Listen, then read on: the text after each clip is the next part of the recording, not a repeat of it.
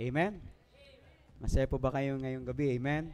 Na tayo po ay nakadalo sa ating first prayer meeting for 2024. Amen? Kaya salamat po sa Panginoon na tayo po ay patuloy ang biyaya ng Diyos sa atin. And praise God na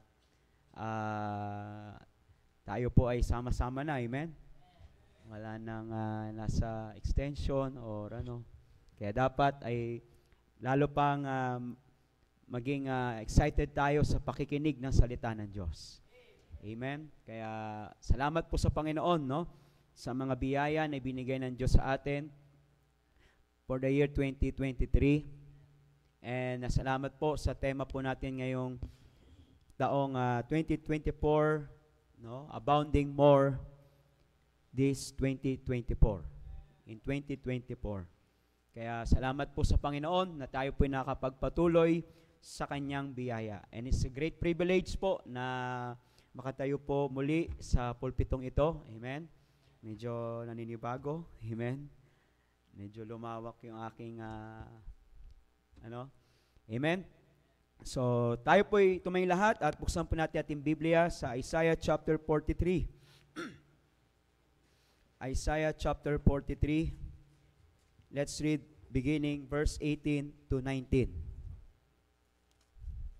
Isaiah 43 verse 18 and 19. Gandang gabi rin po o magandang umaga, magandang hapon sa mga kasama po natin sa online. Amen? At salamat po na lagi pating kasama sila sa ating live stream. Amen? And patuloy pag-pray yung ating internet connection na hindi po mawala. Amen? So yun po. Basahin po natin. Are you there? Amen? Verse 18 to 19. Sabayang basa na lang po natin. Ready, read. Remember ye not that former things, neither consider the things of old. Behold, I will do a new thing. Now it shall spring forth. Shall ye know it? I will even make a way in the wilderness and rivers in the desert. So, tignan po natin yung mga mahalagang words. Remember ye not the former things, neither consider the things of old.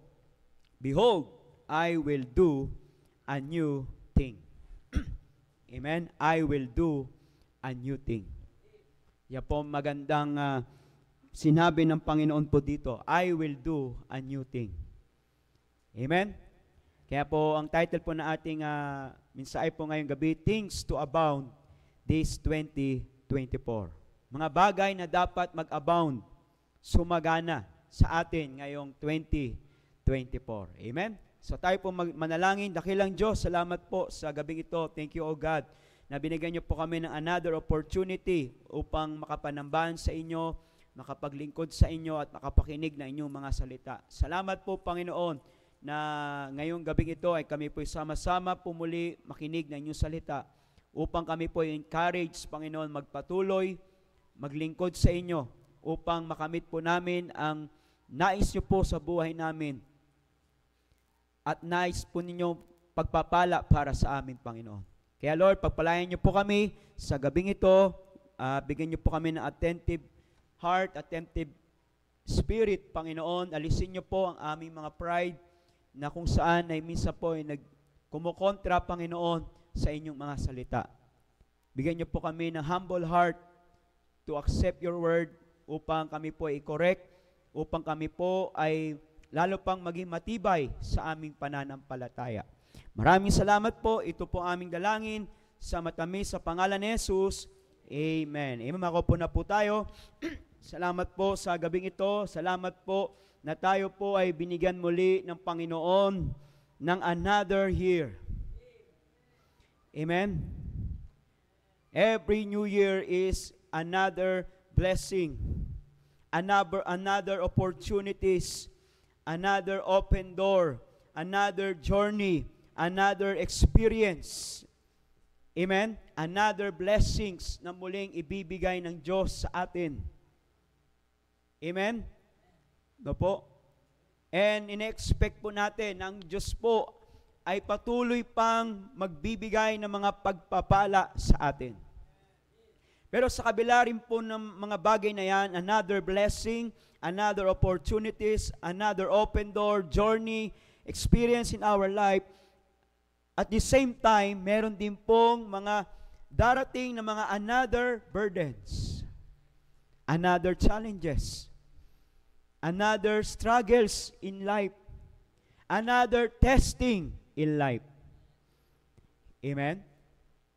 Hindi lamang po blessing yung ine-expect natin. Hindi lamang po opportunities or open door ang ine-expect natin this year 2024.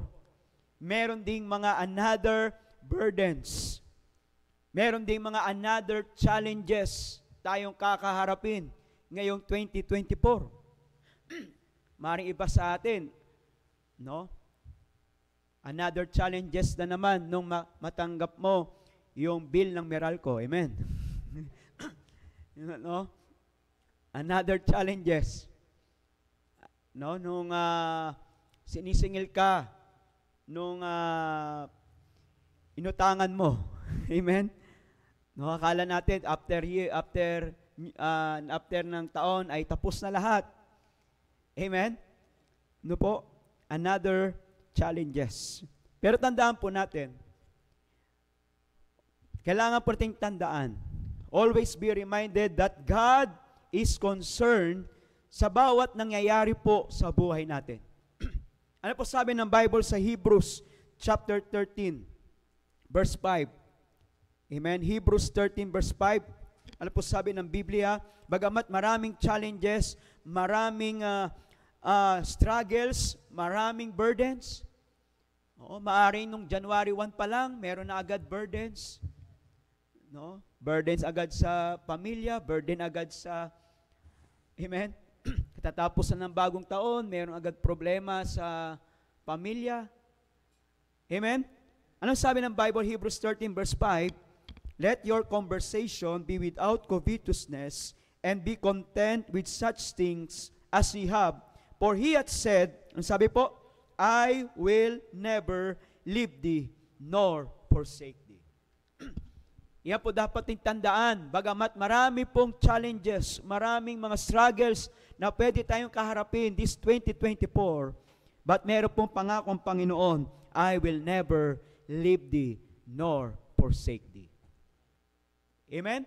Hindi tayo iniwan ng Diyos noong 2023. Amen? Hindi rin tayo iiwan ng Diyos ngayong 2024. Natin si Sir Albert, no, nung na-aksidente kay Sir, no? January po yun, no? Katapos lang nung New Year.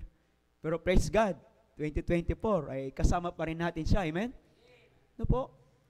No po? I will never leave thee nor forsake thee, verse number 6, so that we may boldly say, the Lord is my helper. The Lord is my helper. Maraming struggles, maraming challenges, maraming burdens na pwede tayong kaharapin. Pero tandaan po natin, the Lord is my helper. God did not promise us na tanggalin yung mga trouble sa buhay natin. Tanggalin yung mga challenges sa buhay natin. Amen? Hindi po niya pinangako na pag tayo naging Kristiyano, ay wala na tayong burdens, wala na tayong challenges, wala na tayong struggle.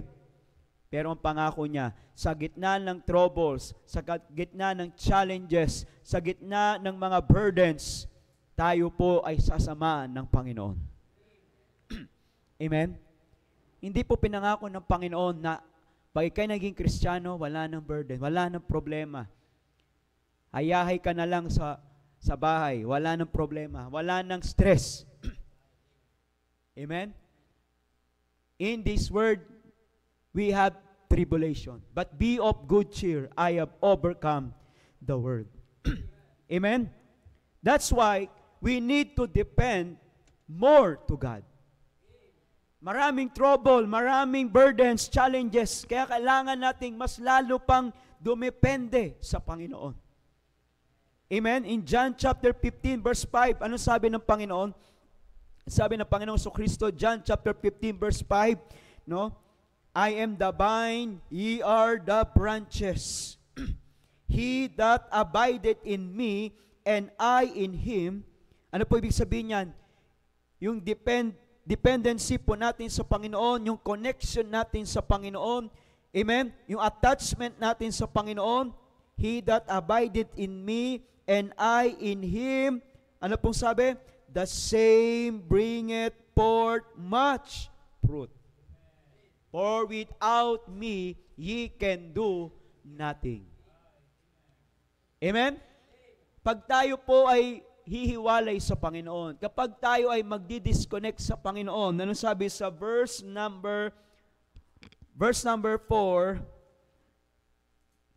abide in me. Verse number 5, I am the vine, ye are the branches. He that abideth in me and I in him, the same bringeth forth much fruit. Ano sabi po? Pag hindi tayo nakakonect, hindi tayo naka-attach sa Panginoon, for without me, ano po sabi? He can do nothing.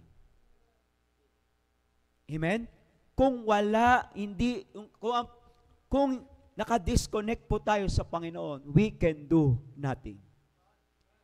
Hindi tayo makakagawa pa ng more sa Panginoon.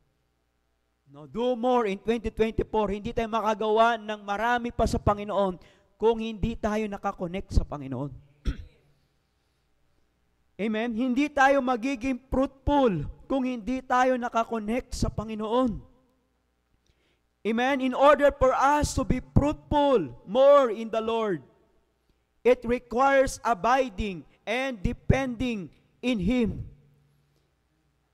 Amen? Hindi po natin kaya sa ating sarili lamang. Verse number 4, abide in me and I in you, as the branch cannot bear fruit of itself.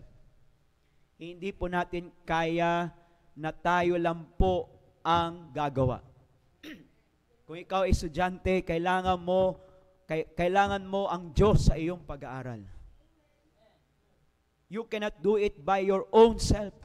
Kahit gaano ka katalino, kahit sabihin mong ikaw alam mo lahat ng formula sa mathematics.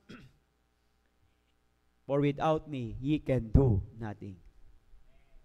Ganon din po sa negosyo. Kung hindi mo kasama ang Panginoon sa negosyo, kahit sino pa ang pakinggan mong mga negosyante na magaling sa business, for without me, ye can do nothing.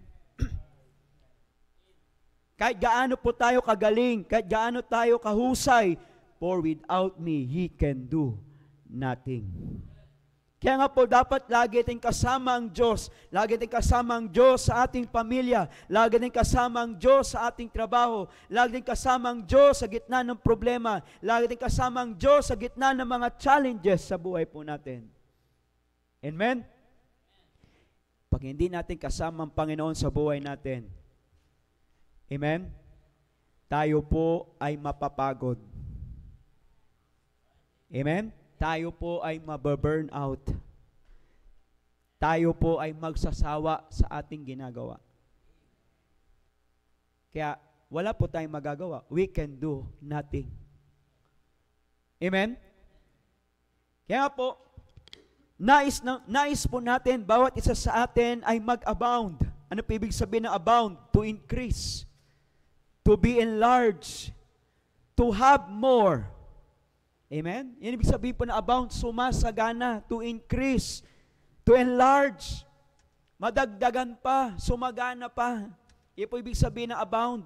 Hindi mabawasan, hindi magkulang, hindi kumonte. Pag sinabi pong abound, madagdagan pa, sumagana pa, mag-increase pa, mag-enlarge pa. Amen? Dapat po ganun din yung ating goal this year 2024. Sumagana pa yung ating mga ginagawa sa Panginoon. Kaya number 1, anong kailangan po natin para lalo pa po tayo mag-abound, mag-increase, to be enlarged, sumagana this 2024? Number 1. Amen? Number 1, are you ready? Amen? Number 1, there are things we need to remove. Amen? May mga bagay na kailangan tayong alisin. Amen? Ang sabi po sa ating verse, in verse number 18, Isaiah chapter 43 verse 18. Ano sabi po diyan? Remember ye not the former things, neither consider the old things of old. Amen? Amen? There are things we need to forget. Amen? Amen. May mga bagay na kailangan tayong kalimutan. Ano po yung mga bagay na dapat nating kalimutan? Sabi po ng Bible, the former things. Amen. Kaya hindi tayo makagawa ng more sa Panginoon. Hindi tayo maka-abound more in the Lord. Kasi hanggang ngayon, nababalot pa rin tayo ng mga bagay na nakaraan. Amen? Amen? There are things we need to forget. We need to remove in our mind. Maring sabihin natin, mahirap kalimutan yung mga bagay na yon. Pero kailangan natin gawin, kahit mahirap. Kasi hindi tayo makaka-move on, hindi tayo makaka-move forward. Kung hanggang ang mga bagay na gumugulo sa isip natin, mga bagay na hindi na po natin kailangan, ay hindi pa rin po natin inaalis sa ating buhay. Kaya sabi ng Panginoon, alisin mo na yung mga old para magbigay naman ako ng new. Verse 19. Amen? Amen. Oo. Sabi ng Panginoon, hindi ako makapagbigay ng bago kasi yung luma pa rin ang gusto mo. Amen? Paano ka magbibigay ng bagong damit? Eh, yung luma pa rin yung gusto mo. Amen? Amen. May mga bagay, bakit hindi po mangyari yung abound sa buhay natin.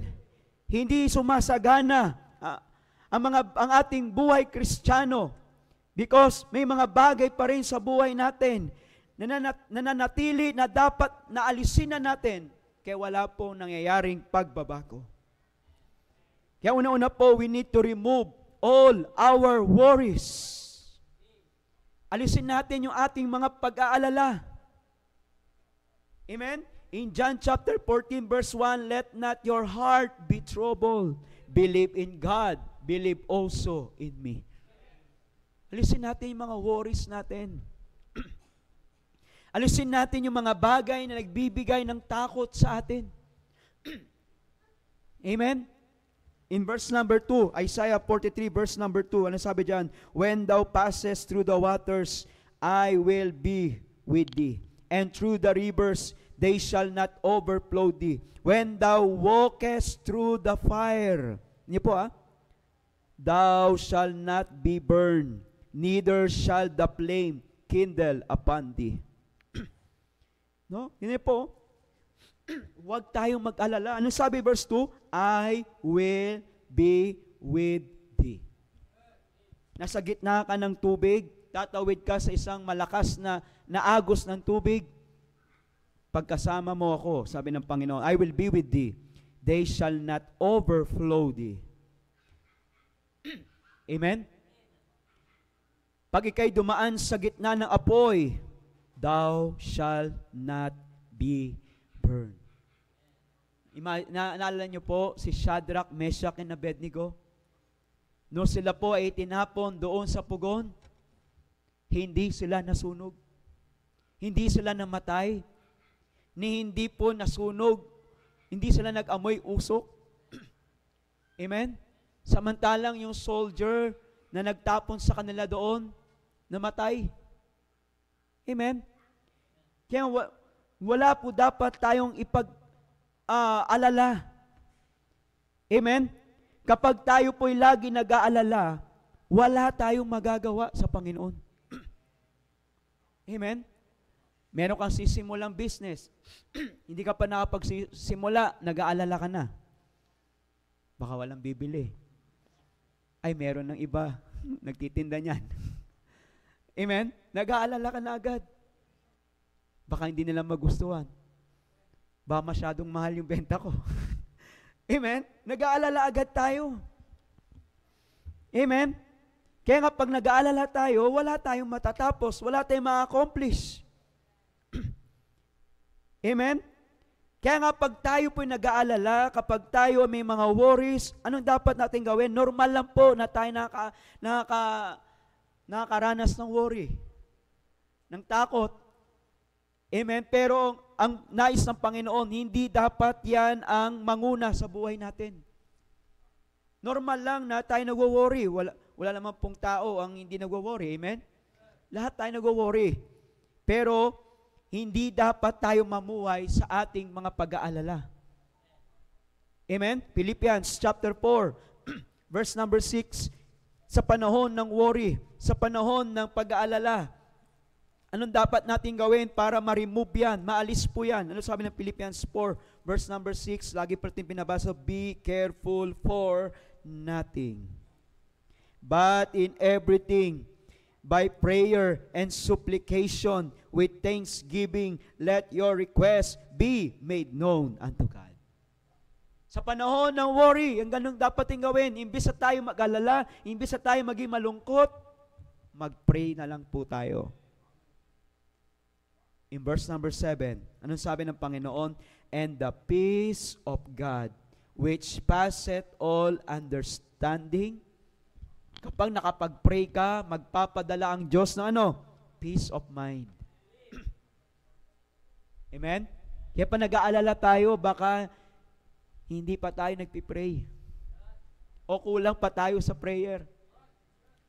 Kasi pag ikaw ay nanalangin na, magpapadala na ang Diyos ng peace, kapayapaan.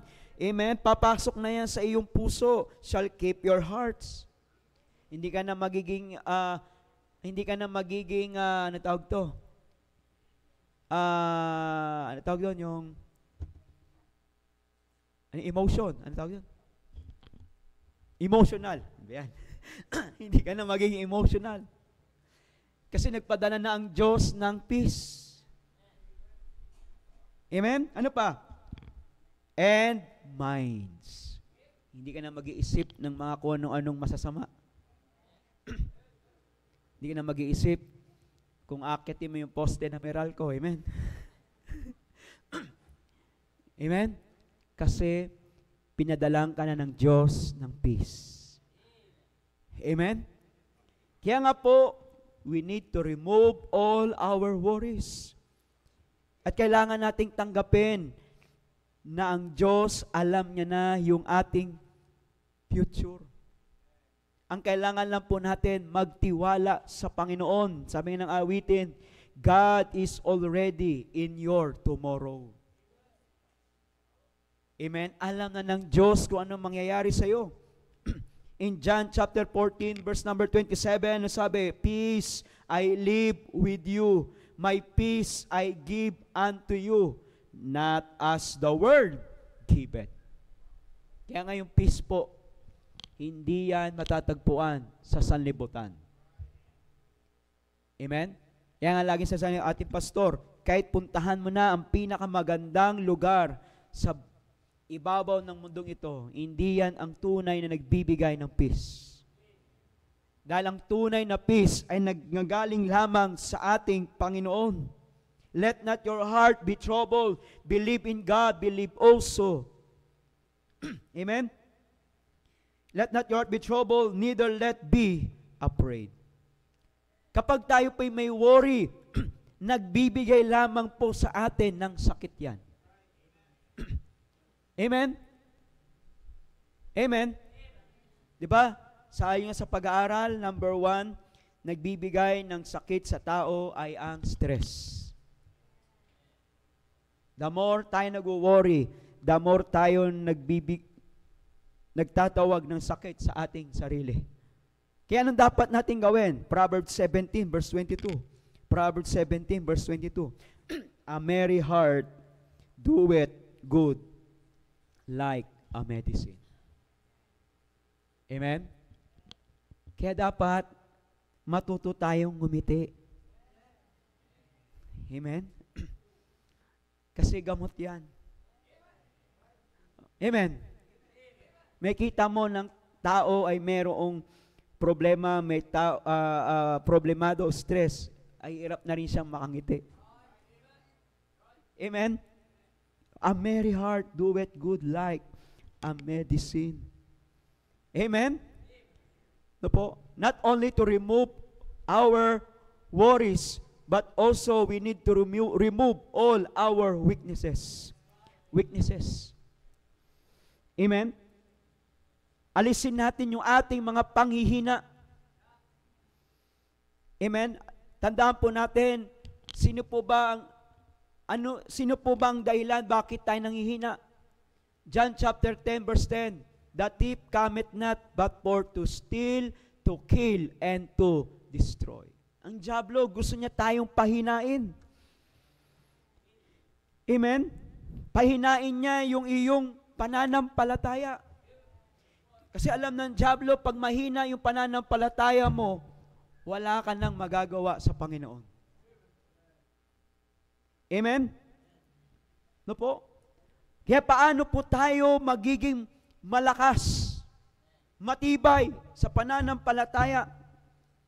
Amen? Wala na pong iba magpapalakas sa ating pananampalataya kundi ang salita ng Diyos. Matthew chapter 26 verse number 41. Ano po sabi ng Bible? Matthew chapter 26 verse 41. Nandiyan pa po ba kayo? Amen? Watch and pray that ye enter not into temptation. The spirit is indeed is willing, but the flesh is weak. We need to strengthen our faith by prayer and with the Word of God. Amen?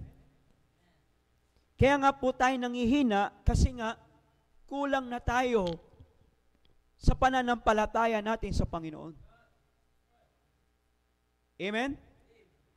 Dahil ang source lamang po para tayo'y maging malakas ay wala na iba kundi ang Diyos.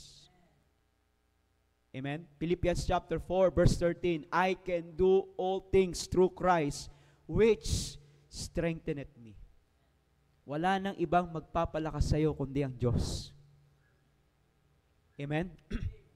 Itong ating kuryente dito, kaya tuloy-tuloy ang kuryente dahil ang source nito ay unlimited. Amen?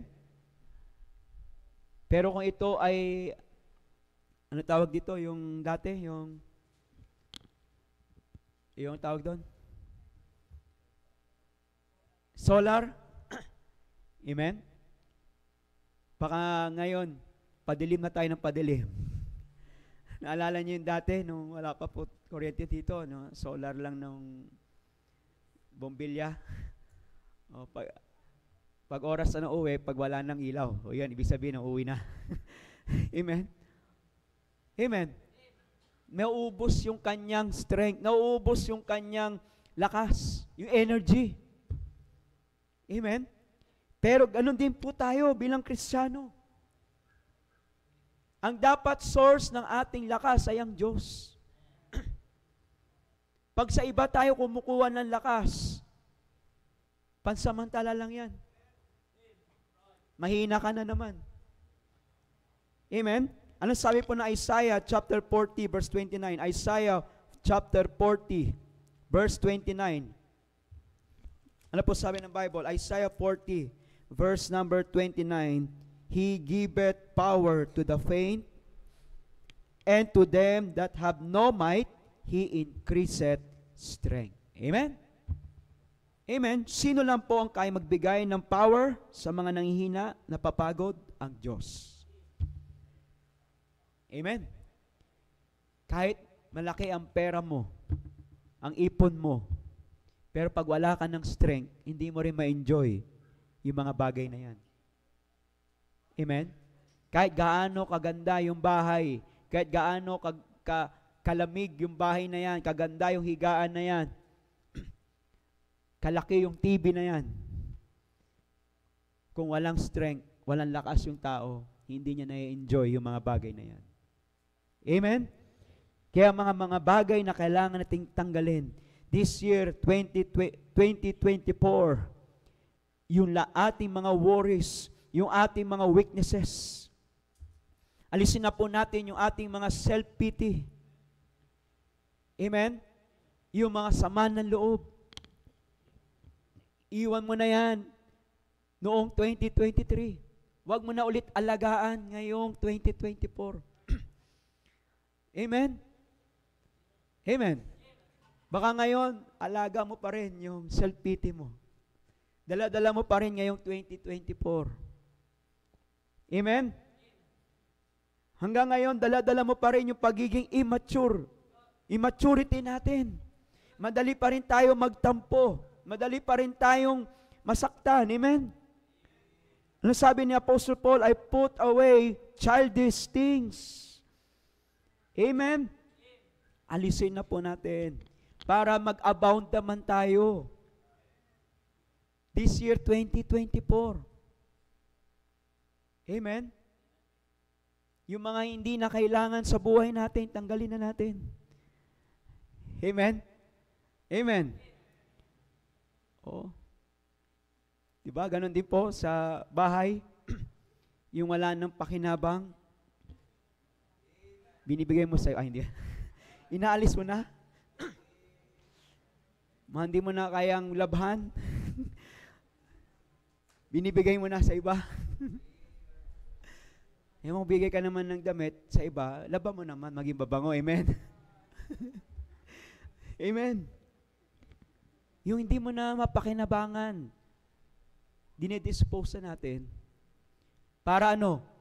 Magbigay na naman ng Diyos ng bago. Amen? Oh, kagaya ng yung kutsyon mo. Baka panahon pa yan ng lolo mo. Amen? Amen? Paano magbibigay ang Panginoon ng bagong kutsyon? Kung yan pa rin, binabalutan mo lang. Amen? Amen?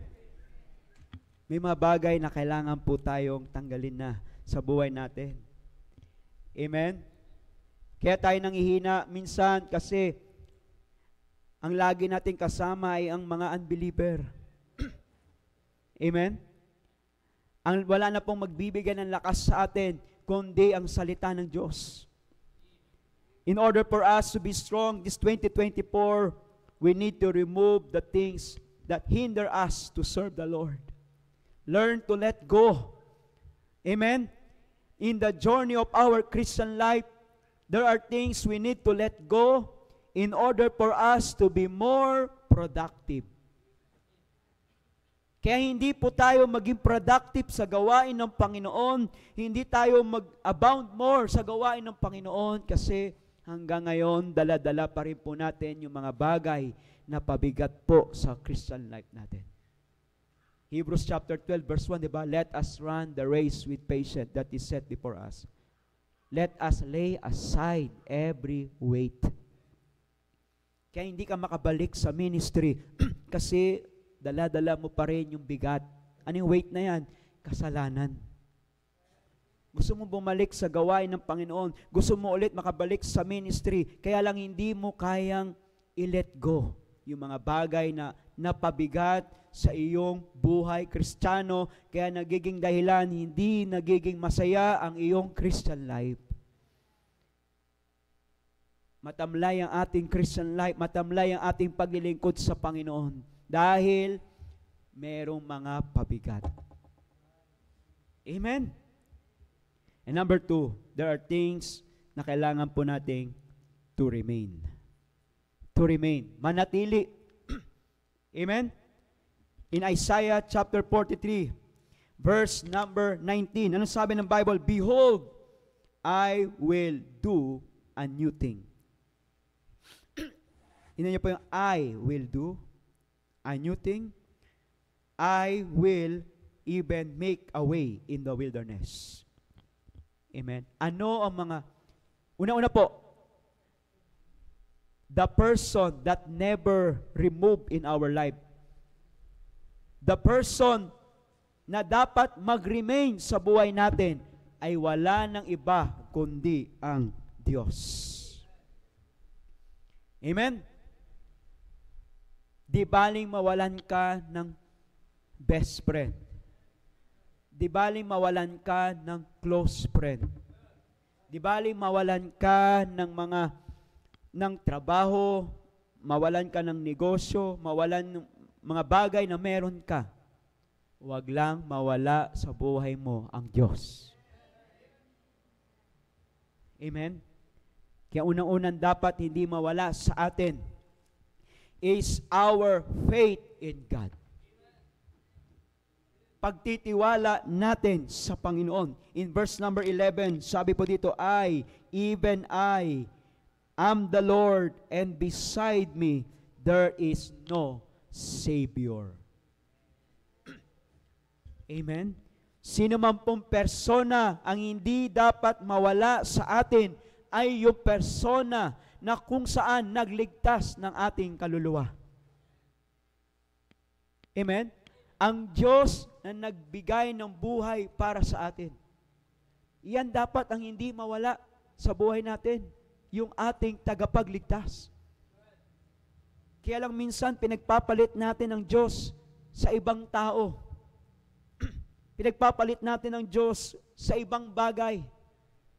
Na samantalang ang Diyos, pinagpalit niya ang trono ng langit, pinagpalit niya yung kagandahan ng langit, at siya po ay nagkatawang tao, namatay para sa atin, nagtiis doon sa krus, naghirap, nagsacrifice, para lang po tayo'y maligtas. Amen? Ano po?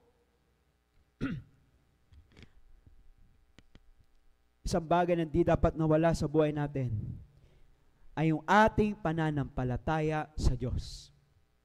Yan po dapat ang baon-baon natin sa taong 2024, yung pananampalataya natin sa Diyos. Don't trust sa iyong boss. Trust God. Don't trust on your money. Trust God.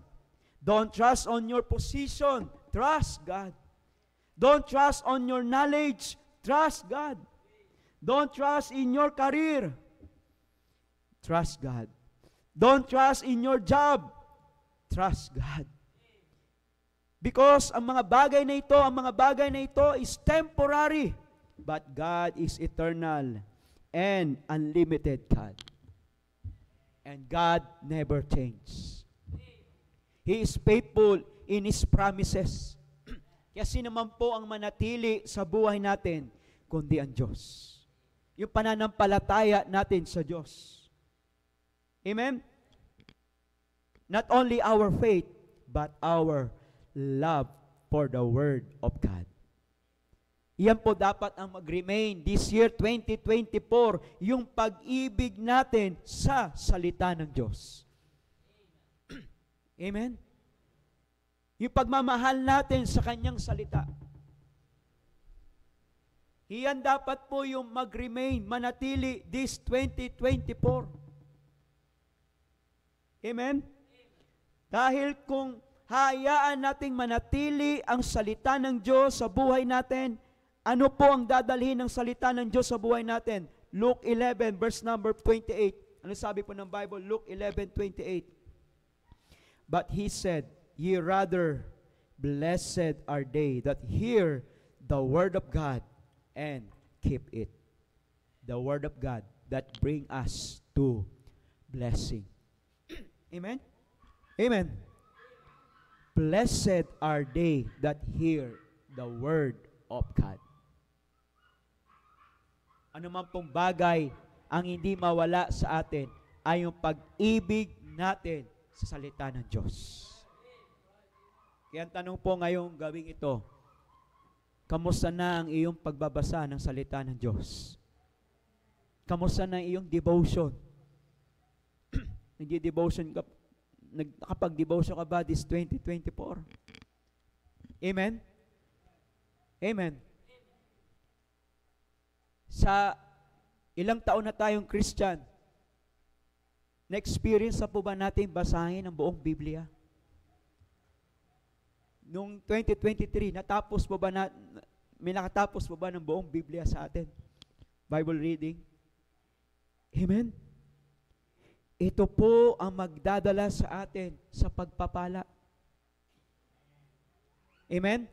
Pero kung lalayo tayo sa salita ng Diyos, yan ang magdadala sa atin sa pagpapalo. Amen?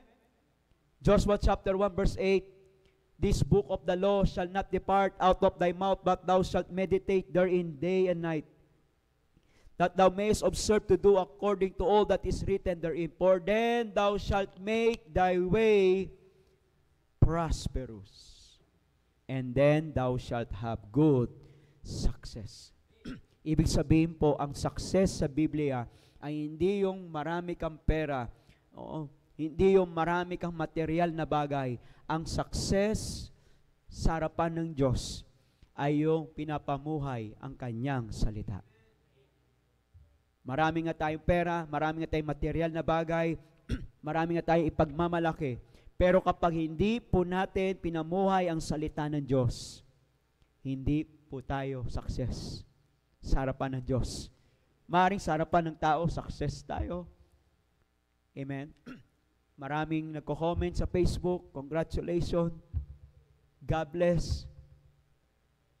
Amen? Pag pinopost mo yung iyong mga success, pinopost mo yung iyong mga accomplishment, maraming babati sa iyo, maraming magko-congrats sa iyo. Pero ang tanong, ang Diyos kaya ay magko-congrats din sa atin? Dahil ang prosperous and success life, amen, ay yung ipinamumuhay ang kanyang salita. Kaya wag po tayong masilaw sa mga bagay ng sanlibutan ito.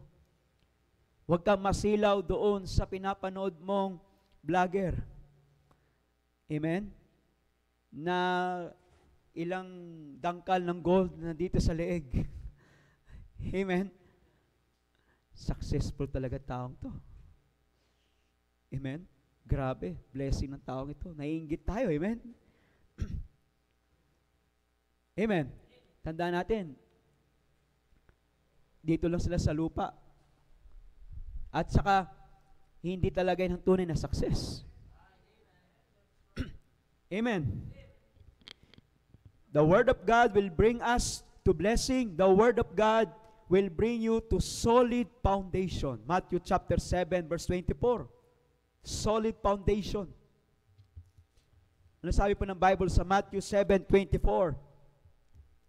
Therefore, whosoever heareth these sayings of mine and doeth them, I will liken him unto a wise man, which built his house upon a rock.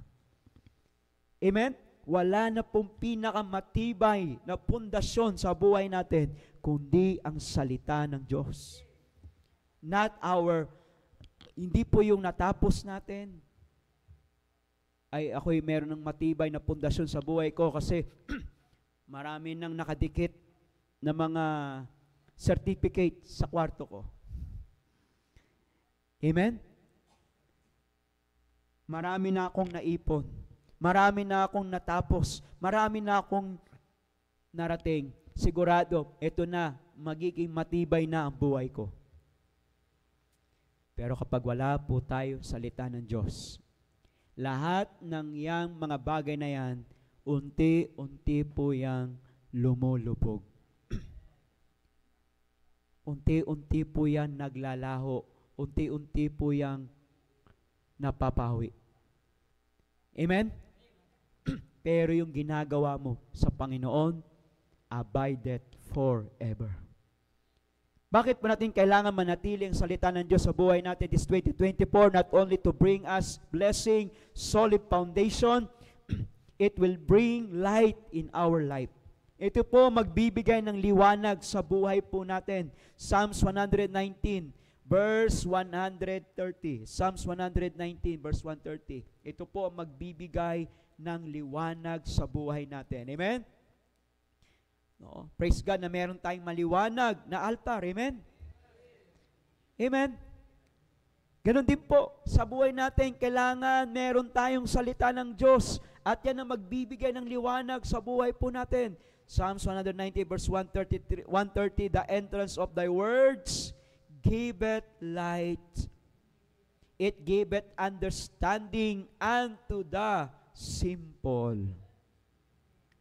Amen? Kaya tanong po ngayong gabi, how do you treat the Word of God?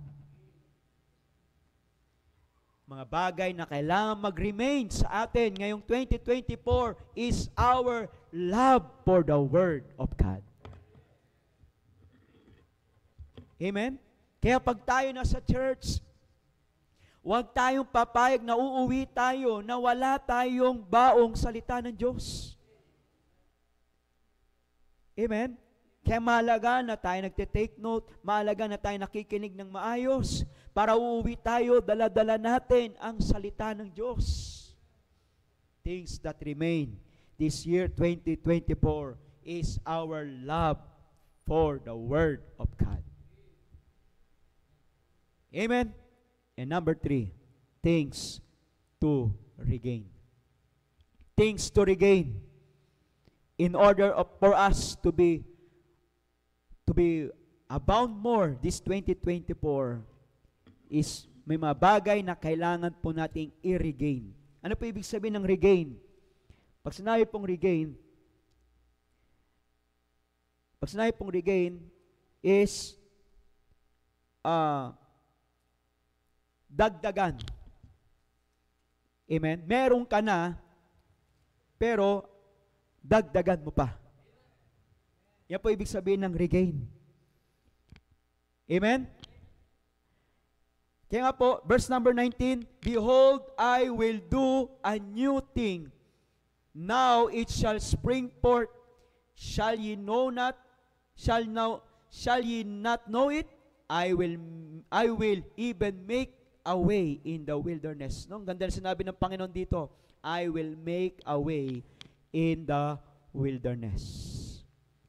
Ano pa po sinabi ng Panginoon? And the rivers in the desert. Ano po ibig sabihin niyan? Expect new things from God. This year, 2024, expect new things from God. Are you excited? Amen? Sa mga new things na ibibigay ng Diyos sa'yo this 2024. Maraming ng problema ka, paano ako makaka-attend sa church? Malayo ng church. Baka hindi na ako makapagpatuloy sa pananambahan. Hindi ko na makapagpatuloy sa prayer meeting. Huwag tayong mag-worry, but expect new things from God. Amen? Malay mo, bigyan ka ng Panginoon ng bagong sasakyan. Amen? Hindi problema yung layo, sabi ng Panginoon. Ang problema yung pananampalataya mo.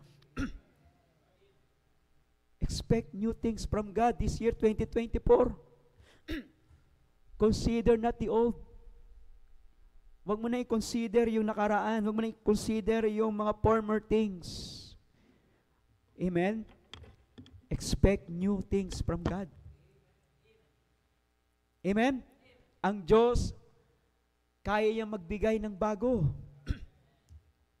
Kaya huwag ka lang mag-pray ng second hand. Pag-pray mo, brand new. Kasi sabi niya dito, ano sa inyo? Behold, I will do a new things. Amen? Amen? Dapat excited tayo sa mga bagong ibibigay ng Diyos.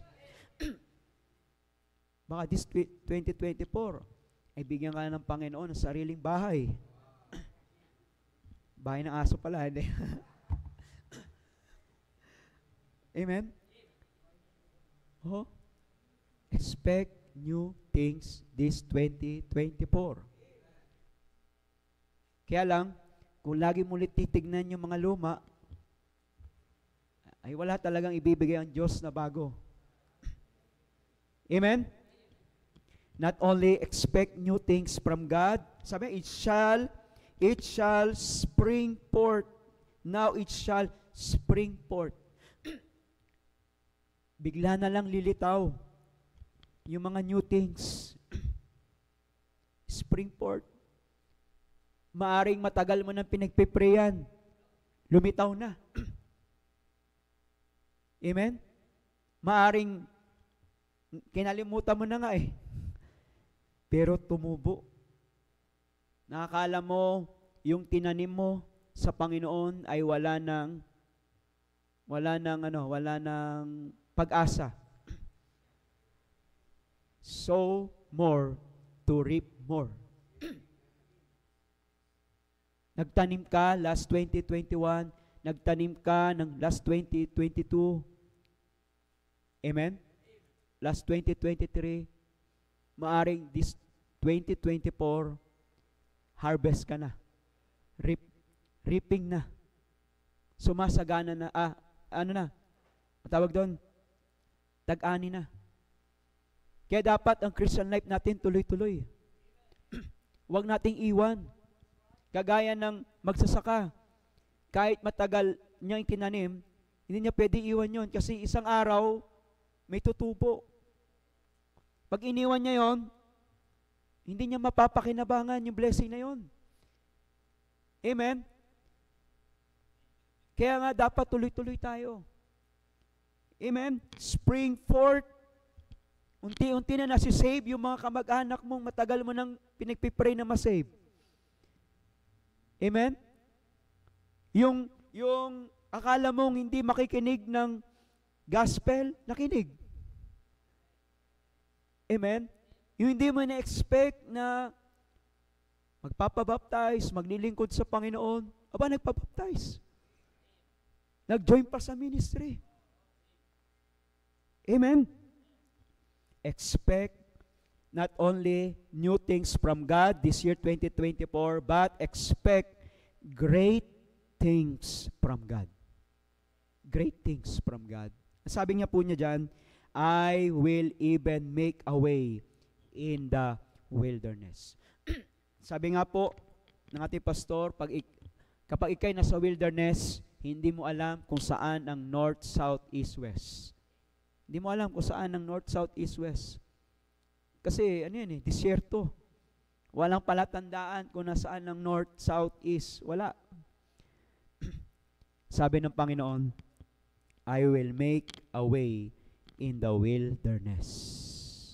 Ituturo ko sa iyo ang tamang direksyon.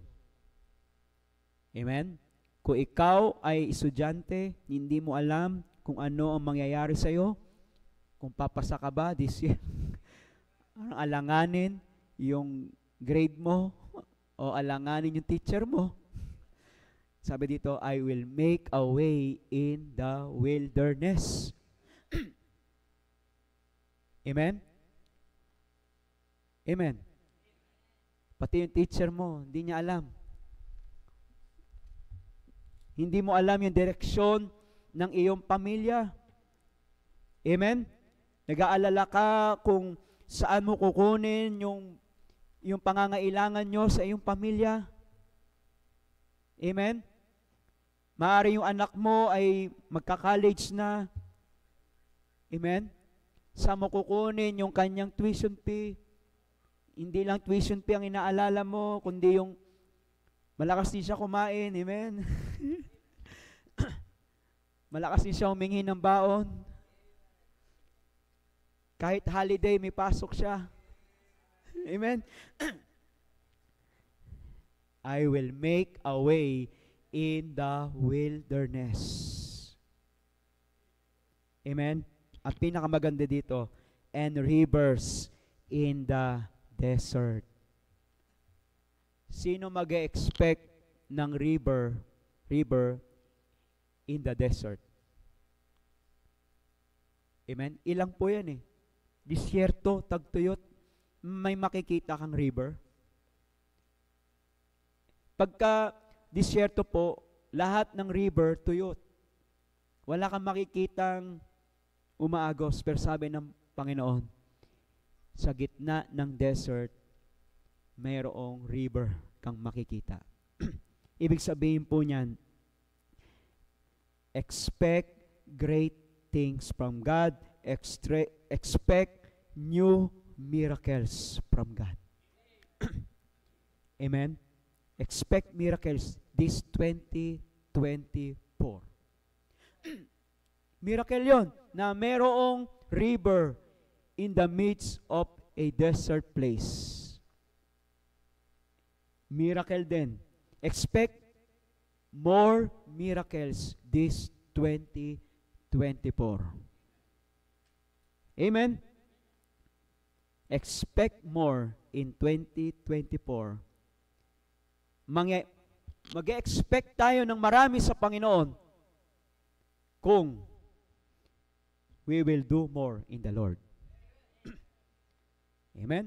Tandaan po natin yan. Mag-expect ka ng marami sa Diyos if you do more for the Lord. Huwag kang mag-expect ng marami sa Diyos kung wala tayong gagawin sa Panginoon.